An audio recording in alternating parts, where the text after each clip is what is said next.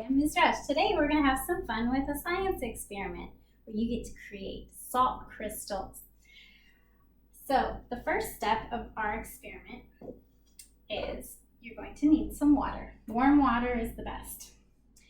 It doesn't really matter how much as long as you have the same amount of salt as water. I used about a quarter cup of water. So you're going to want to put it in a container. If you have something clear, that's best so that you can see the salt crystals.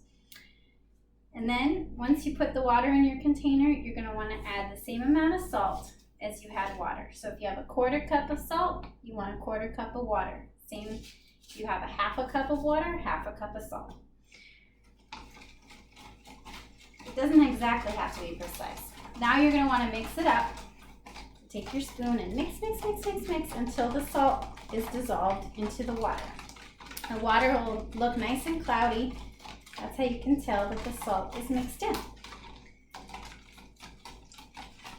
Salt is a solid, but once you mix it into the water, you get a solution and it mixes in and it dissolves and becomes a liquid.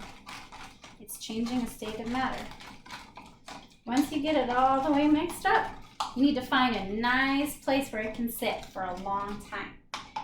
You can set it on a windowsill. You can set it somewhere where you can't touch it. You can't bother it for almost 2 weeks.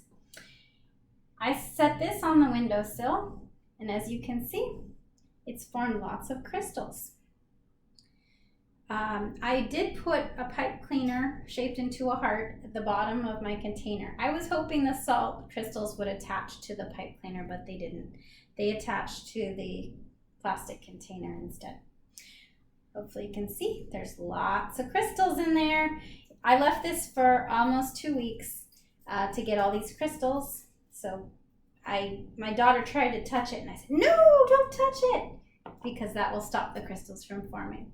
I hope you have lots of fun. Send me pictures, show me your crystals. I want to see what you came up with, and I'll see you next time. Bye.